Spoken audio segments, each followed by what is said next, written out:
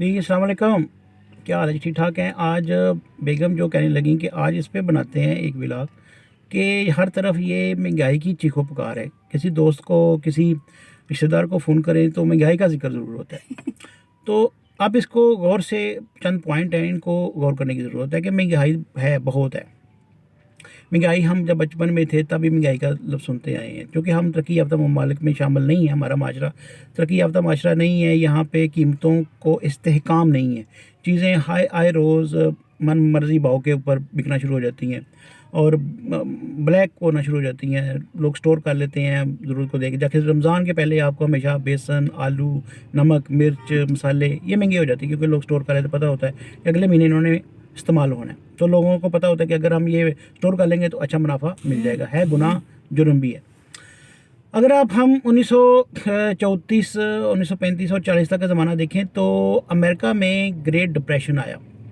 Great depression یہ تھا کہ وہاں پہ ان کی معیشت گر گئی، ان کا بھی ڈیفالٹ کا اور اس طرح کا ہی معاملہ چلنا شروع ہو گیا. قیمتوں میں کوئی استحکام نہیں ہے اور بڑی پریشانی ان کو فیس کرنی پڑی. لوگوں کو نوکریاں نہیں ملتی تھیں، لوگوں کو آمدن کا کوئی ذریعہ نہیں ہوتا. ہوا یہ کہ انہوں نے، کچھ پڑھے لکھے لوگ تھے، انہوں نے کیا کیا کہ جو گھر میں مرد عورت کام کرنے کے قابل تھے ان کو کہا بھی جو بھی آپ کام کر سکتے ہیں کریں. لوگوں کو جتنا بھی چھوٹا موٹا کام مل جاتا ہے اس کو کریں، تاکہ ایک گھر میں کہ 4 فرد ہیں یا 5 فرد ہیں، وہ اگر ان میں سے 3 کمانا شروع ہو جائیں تو گھر کا بوجھ کم ہو جاتا ہے، اس کی جو کمائی کا برڈن ہوتا ہے. کہتے ہیں کہ اس دور میں، اس گریٹ ڈپریشن میں، جو اس وقت فائنینشیل ایک کرائسس آیا اور جو ایک مالی بحران آیا، اس میں جو جوان تھے وہ جلدی بوڑھے ہو گئے، جو بچے تھے وہ جلد جوان ہو گئے. تو یہ اب بھی دیکھنے کو آ رہا ہے کہ اب لوگ سوال کرتے ہیں کہ ہم کریں کیا. آگے جو کر رہے تھے اسی کی کمائی اتنی نہیں ہے کہ ہم اپنا روزگار چلا سکیں، اپنا گھر بار چلا سکیں. تو اب کرنا کیا ہے کہ بھئی آپ نے جو غیر ضروری اخراجات ہیں ان کو بند کریں. آپ کبھی چائے پتی کو دیکھیں، پتی ویسے شارٹ ہو گئی. چائے پتی یا دودھ کو دیکھیں تو ایک کپ چائے کا گھر میں بنائے تو ہو سکتا ہے 30 35 40 کا پڑے، لیکن باہر یہ ڈسپوزیبل کپ میں 70 80 کا بک رہا ہے. اگر آپ باہر اندر باہر ریفریشمنٹ کو روزانہ دوستوں میں بیٹھتے ہیں تو آپ کی ریفریشمنٹ کا 200-300 خرچہ آ جائے گا. تو آپ مہینے میں دیکھ لیں تو یہ 8-9 ہزار بن جائے گا. اسی طرح آپ اگر دوستوں میں بیٹھ کے کچھ ریفریشمنٹ کر لیتے ہیں تو وہ بھی آپ کا خرچہ کر آ کے ایک دن نہ کریں، ایک دن چھوڑ کے کر دیں، 2 دن میں چھوڑ کے کر دیں تو یہ بھی 5-6 ہزار کا خرچہ بنتا ہے. آپ اپنی جو غیر ضروری اخراجات ہیں ان کو کام کریں. سب سے پہلے آپ اپنی جو آپ کی انکم آتی ہے نا، اس انکم کو کہیں سیف جگہ رکھیں، چاہے بینک میں رکھیں یا کسی جائز کیش میں رکھیں، جہاں بھی رکھیں. آپ ضرورت کے مطابق جتنی گھر میں ضرورت ہو اتنا نکال لیجیے. یہ ایک ٹپ ہے جس میں آپ کو ہمیشہ تبھی اس کے احساس ہوگا اس کو وڈرا کرنے کا، نکالنے کا، جب آپ کو ارجنٹ یا بڑی خاص ضرورت ہوگی. اگر آپ کی جیب میں پیسے ہوں گے تو آپ غیر ضروری چیزیں بھی خرید لیں گے. میں اپنی بہنوں کو یہ پیغام ویسے دینا چاہتی ہوں کہ آپ بھی نا ذرا اپنا ہاتھ نا تھوڑا سا کم کرے، کیونکہ بازار جاتے ہیں نا تو یہ چیز وہ چیز، ظاہر ہے میں بھی جاتی ہوں، شوق ہوتا ہے کہ یہ بھی لے لیں یہ بھی لے لیں، لیکن نہیں. اب یہ جو نا عورتیں ہیں نا یہ کم کر سکتی ہیں، اب جوڑ سکتی ہیں پیسے، پیسے سیو کر سکتی ہیں، سیو کر سکتی ہیں، جوڑ سکتی ہیں. مسئلہ یہ ہے کہ اگر آپ کو ایک چیز گھر میں کہیں سال بعد ایک دفعہ استعمال ہوتی ہے تو آپ اس کو بھی لے لیں تو یہ غیر ضروری ہے. اگر ایک چیز مہینے بعد استعمال میں آتی ہے تو بھی غیر ضروری ہے. آپ وہی ضروری چیزیں ہیں جو آپ کا سب سے کچن کی چیزیں ضروری ہیں. آپ کو یہ سب سے ذرا اگر خیال رکھنا ہے، آپ خوراک کی کمی کا شکار نہ ہو جائیں. خوراک کی کمی کا شکار ہوں گے تو بیماریاں، آپ کی مینٹل ہیلتھ، آپ کی فزیکل ہیلتھ ضرور افیکٹ ہوگی.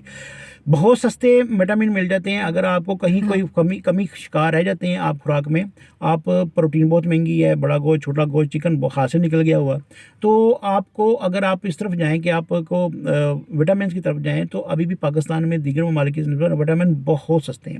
آپ اپنے بچوں کو ویکلی 2 دفعہ، بڑوں کو 3 دفعہ یہ ایک وٹامن لے لینے سے آپ کے اندر جو ضروری نیوٹریشن ہے یا جو وٹامنس ہیں ان کی کمی پوری ہو جاتی ہے.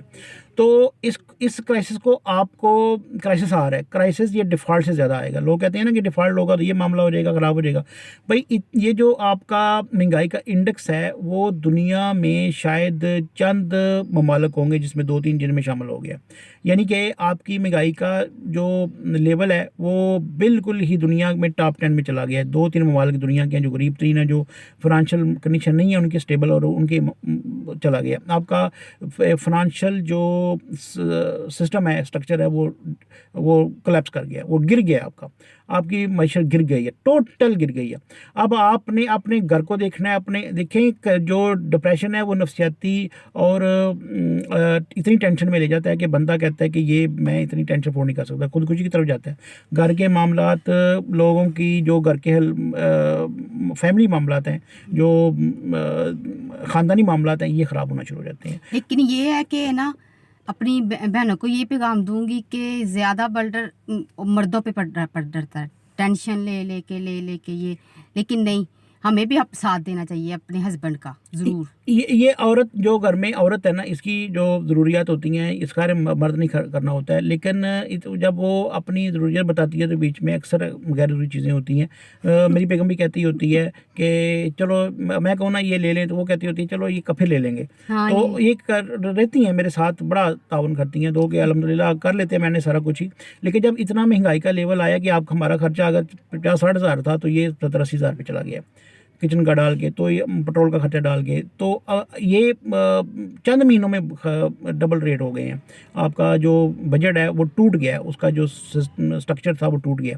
تو کائنڈلی آپ نے اپنی چادر کو دیکھ کے اپنے پاؤں پھیلانے ہیں. اپنی شادیوں بیاہ کے معاملات کو، اپنے جو میل ملاپ کے معاملات کو آپ میکسیمم کنجوس بن جائیے. یہ ایک ٹپ ہے، آپ کو کنجوس بن جائیے. بے شک آپ کو لوگ کنجوس ہے، لیکن آپ کے بچے، آپ کی بیگم، آپ کا گھر سب سے پہلے ہے، باقی بعد میں. صحیح، بالکل اچھی بات. دوسرے ویڈیو کے ساتھ حاضر ہوں گے.